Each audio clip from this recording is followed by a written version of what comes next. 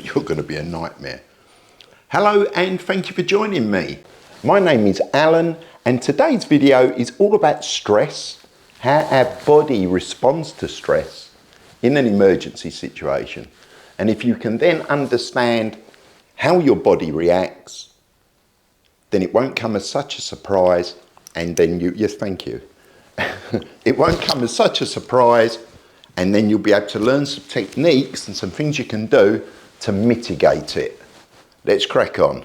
So when faced with a high stress situation, our body normally reacts in one of three ways. And that is fight, flight, or freeze. Thank you, Lottie. So the brain releases chemicals, primarily adrenaline and cortisol, and that will have an effect on all of our bodies.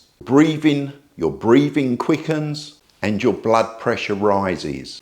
Blood flow shifts to muscles, which means there can be less in the digestive area of your body, and complex thinking, the ability to work out what's happening, goes out the window.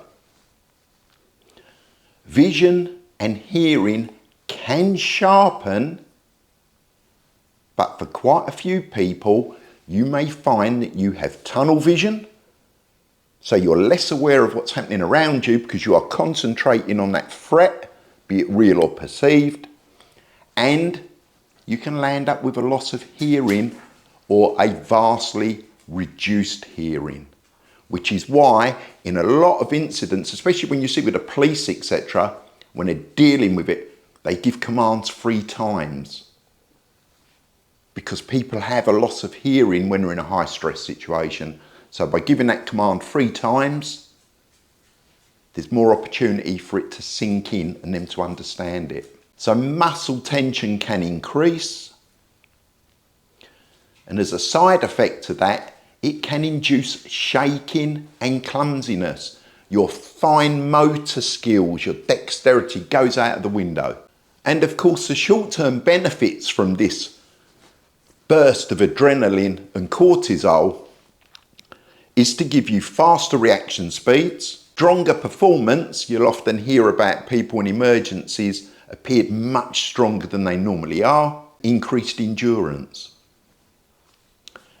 And also tucked into that are generally sharper instincts. It's like a primeval map that's in your brain for you to survive a stressful situation. But as I say, everyone is slightly different and you can experience 1 or 2 or all of them.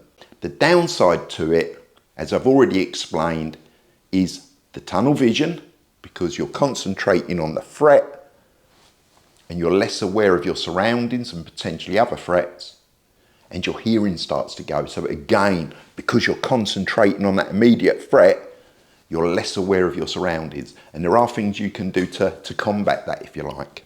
Fine motor skills go out the window. So again, there are things that you can do to prepare for that eventuality, to lessen or reduce the effect of it on your body. The bit that everyone laughs at, but is a perfectly natural and normal thing to happen, is that sometimes people involuntarily urinate or defecate themselves because that surge of blood has gone to the muscles to fight, to defend, and it's taken away from other parts. So if you needed to pee or you needed to poop, that section, your digestive section, relaxes. So that means you could have an accident. And people laugh at that, but it is a natural thing. So if you're in a situation and that happens, yeah, it's a crappy day, pardon the pun. But if you sort of half expect that to happen, you can crack on and deal with the immediate threat and sort yourself out after. So it's nothing to be ashamed of. It is just one of those things. So what can we do to try and mitigate some of those problems and hone our skills so they're a more positive thing for us as opposed to a hindrance? Well, we can try and train under as realistic conditions as possible, which is why all your emergency services and your military, they have exercises and they train to simulate the noises, the endurance, the sweat, the adrenaline rush, the physical activities. Because if you keep doing that, you build muscle memory and you get used to it to a certain extent. So when it happens in real life, your body knows what to do. You'll react to it in a positive way instead of just going, I don't know what to do. And that's when you get people panicking. Panicking is exactly the same. You've got that surge of adrenaline and cortisol, but because you're not directing it in a particular direction, you panic. So it's all part of the same thing. And by training and practice, you can overcome those hurdles and be better prepared. So when I say training, it's a little bit like if you do martial arts and you're doing sparring. You are used to the body movements and you're used to dealing with it. So if you land up in a confrontation with someone and it becomes physical, your brain isn't thinking so much about, oh, what should I do? How do I do it? You react to the situation. And that's the sort of thing you've got to do with the training. And you need to be able to, and it could be anything.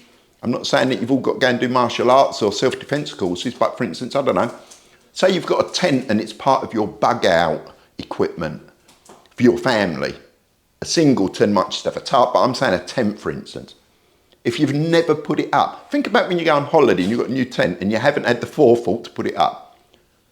You're in a field, you've got an audience because there's potentially other people watching you. The kids might be screaming and hollering. The wife's got the ump and you're trying to put this tent up and you've never done it before. Yeah, tensions rise, you get stressed. How can you prevent that from happening?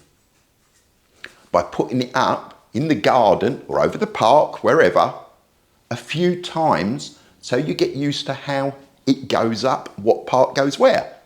And then when you get to your destination, it's already in your brain, isn't it? You're already used to it. So that is the whole core thing, thank you Lottie, about how to deal with stress.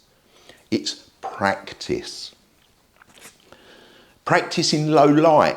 You might be a dab hand, tying knots, to erect your tarp or whatever. In an ideal situation, if you're sitting in your kitchen doing it, which I often do just to keep keep it in my head on how to do something.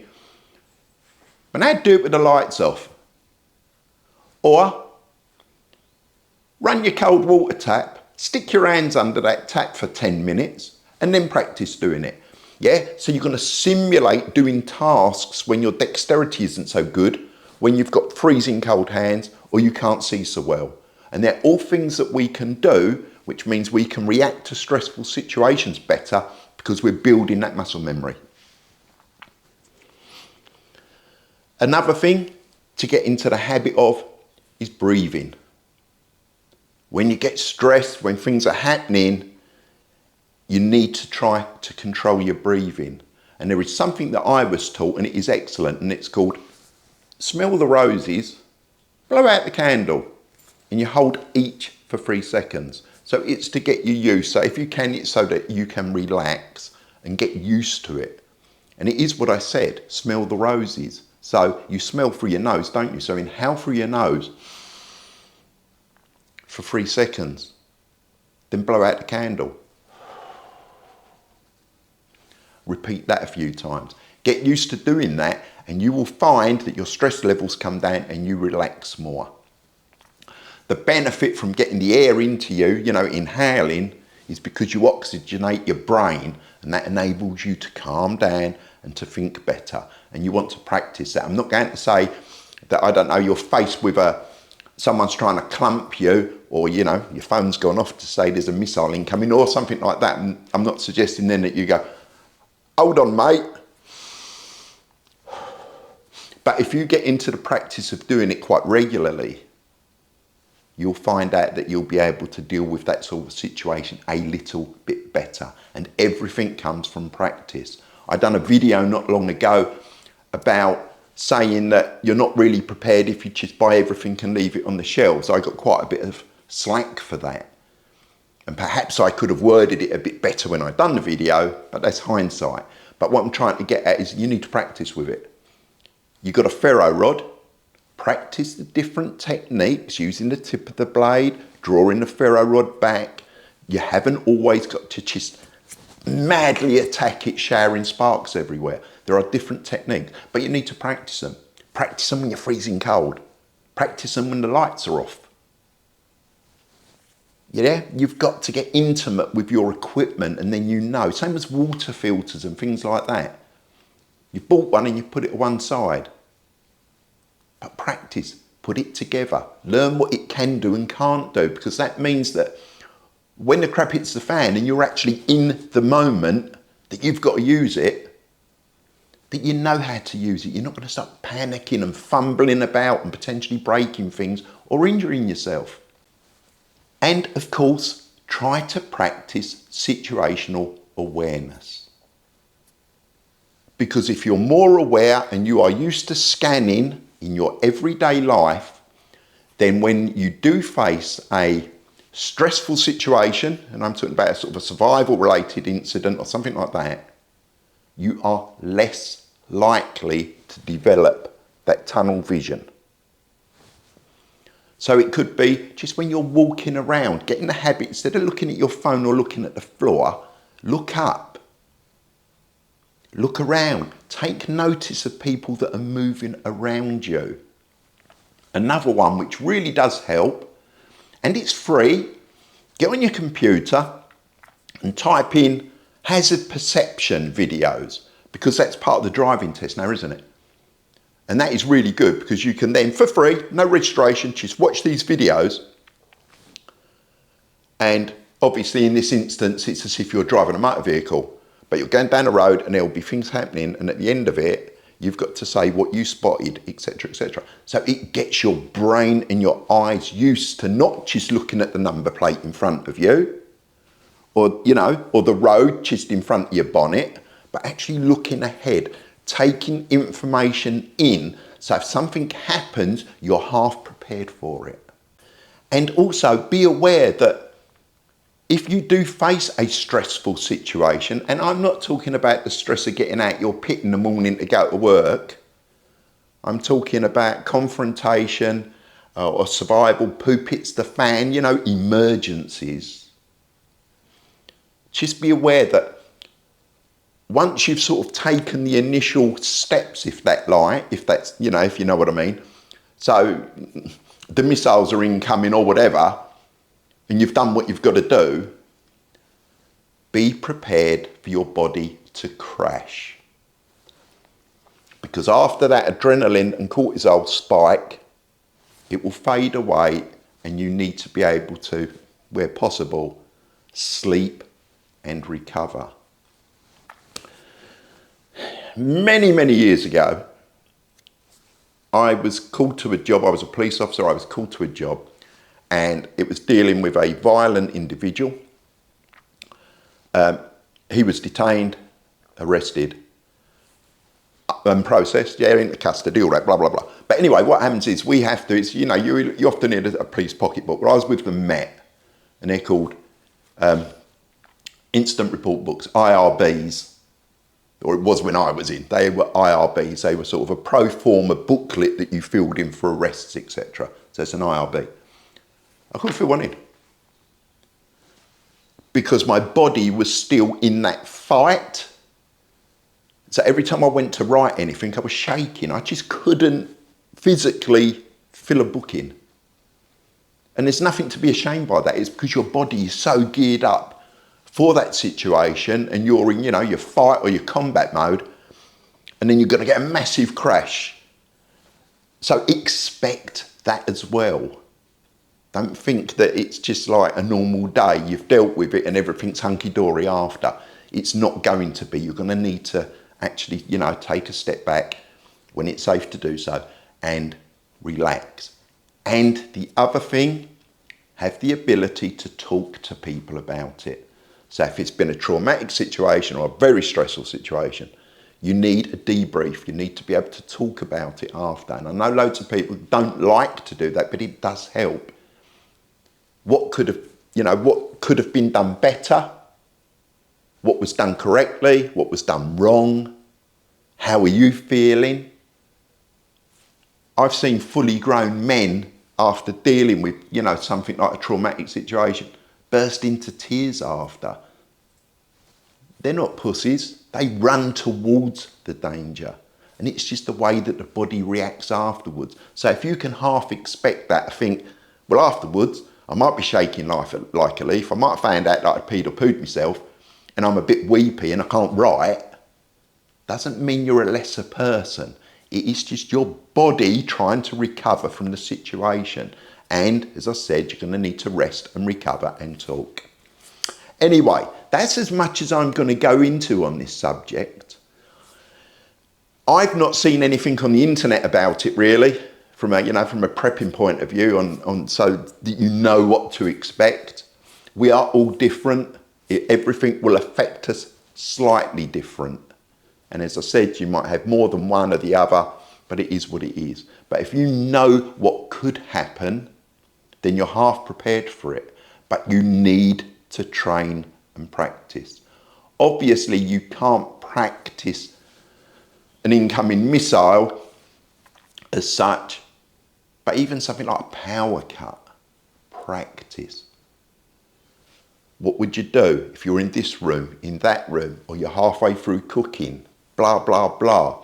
Whereabouts is your kit to put things right? In what order? Is there an order that you're going to do it?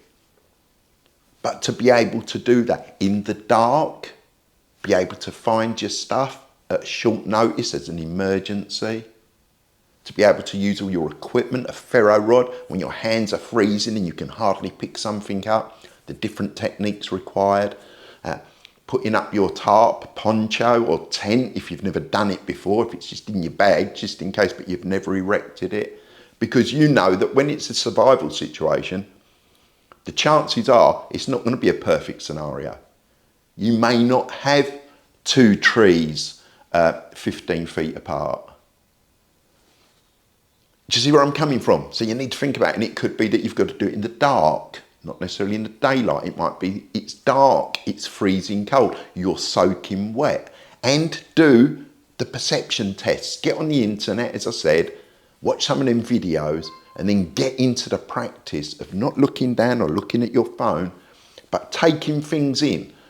Because the further away that you're looking, the different distances that you're looking, then the chances are you are going to see threats perhaps before they become really apparent. So if you're walking down the road and you can see 200 metres away that there's a guy's just sort of ducked around a corner, it's already registering in your noggin, isn't it? If you're just doing this and oblivious to it until you're 2 foot away from the corner and he jumps out and goes, boo. Yeah? I'm waffling. Anyway, if you found the video useful, give us one of them. If you're not a subscriber, hit the subscribe button. And I'd love to read your comments. Have you got any tips for people on how they can prepare themselves for dealing with stressful situations? Thank you for watching. Have a great day, and I'll see you soon.